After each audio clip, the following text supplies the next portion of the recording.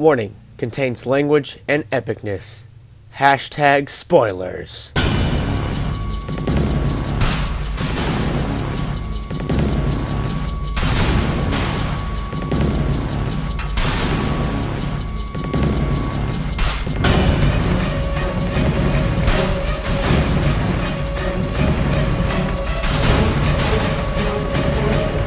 This is the return of October Horrorfest, the 4th year in a row. And as you know, like every year, we do a movie review after every movie we watched. And once again, we start out with a very, how would you say kind of movie it was? Fucking stupid. Usually what we do is we do a rating out of 10. Whoever I point the camera at to will just what they liked about it, what they didn't like about it, and just go into detail. There will be a spoiler warning for those who talk about spoilers, so... So, Feast. We went into this movie thinking it was going to be a real horror movie. We were fucking lied to. Because this was not horror at all. There was some good gore. It was violent and disgusting and... Ew. It was not scary. None of it was scary. There was no like jump scares or anything. Nothing made me want to shit myself at all. I will say though that there was some good comedy bits in there. It was funny, but at the same time it was like scary movie funny or like a disaster movie funny. It was like over the top, trying to be disgusting, but at the same time trying to be funny. It's not the best humor. Other than that, the movie sucked. It wasn't a good horror movie.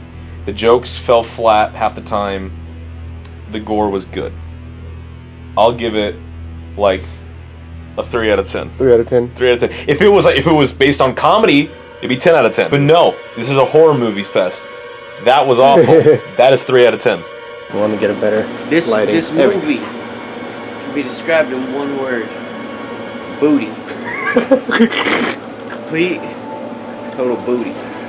It's right up there with the movie Krampus. Like, if you've ever seen the movie Krampus, it's pretty much a bunch of things attacking people. Well, the movie Krampus was good, but I mean, the quick action run around and not getting to see a lot of anything except like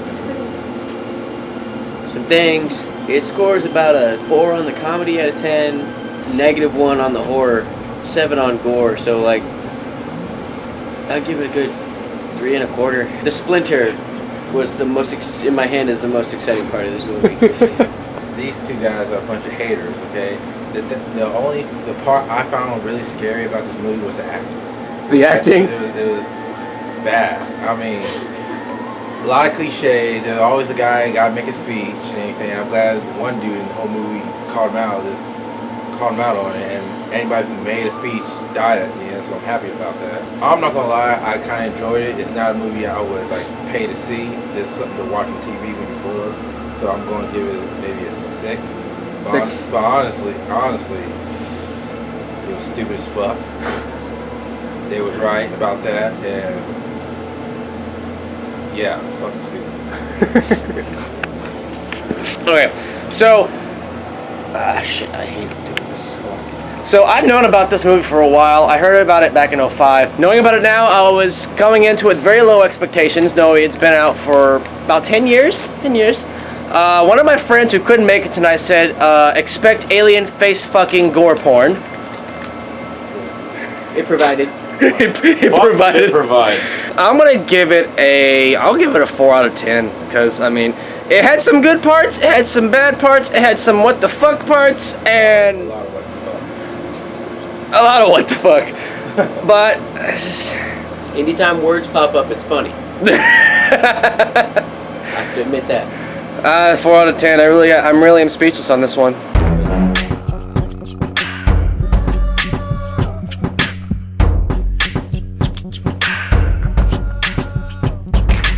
Hey everybody, it's time for You Don't Know Spag, where I teach you special facts that you need to know. First Spag fact you need to know is the movie's development was part of Matt Damon and Ben Affleck's Project Greenlight program.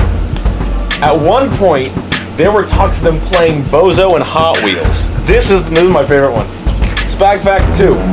Scenes featuring a cameo by O.J. Simpson were edited out of final production. Fact number 3, the role of Hero was offered to Mark Wahlberg, but he turned it down. Josh Duhamel, or whatever his friggin' name is, was also interested, but forced to drop out during the scheduling conflicts. And then this final fact was that the original script for the film included a lot more action spots, but the producers said that they had to be cut to fit the budget. So the producers, as in Matt Damon and Ben Affleck. They greenlit this film and fucked it over. It's a good thing they didn't show their face in this movie, or they might not have a job. They wouldn't be either of those people had their faces been in this movie, probably, because it would have discredited them at least a little. See, now you know why I was cringing the entire time in the movie, because I'm sitting here just like, okay, this movie is bad enough, but knowing that Ben Affleck and Matt Damon helped make this movie. That's why you don't put good minds together.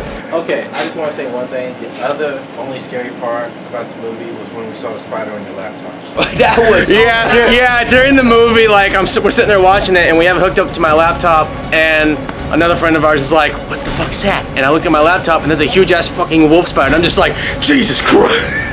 And literally stopped in the middle of the movie just so we can kill it. And then Mike, being the hero he is, slammed the freaking laptop screen down on it. Props to Pyro. After we paused He's it. brave for that, because that spider was like right next to his hand. Anyways, we're going to carry on to the next film. It's going to be called Splinter.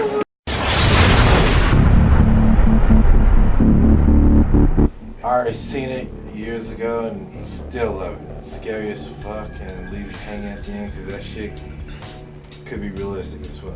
I mean, it could happen, and honestly, I give it a 10. A 10 out of 10? 10 out of 10. It was great, scary, not a lot of jump scares, but just right amount, and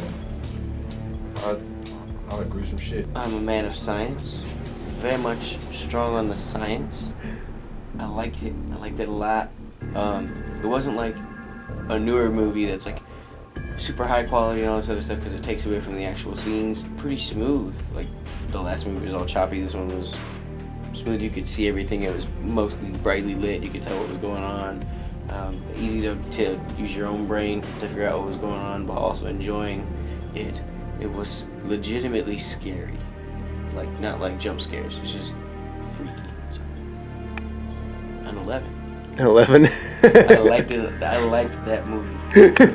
Honestly, I've never really heard about this film until, like, I think earlier last year. There was a couple, like, CGI parts I was kind of like, the fuck, but, you know, that's probably but right before they blew up the tank, and it was like doing this number right here, like fucking Ring boogeyman shit, and I was like, what the hell? I liked it.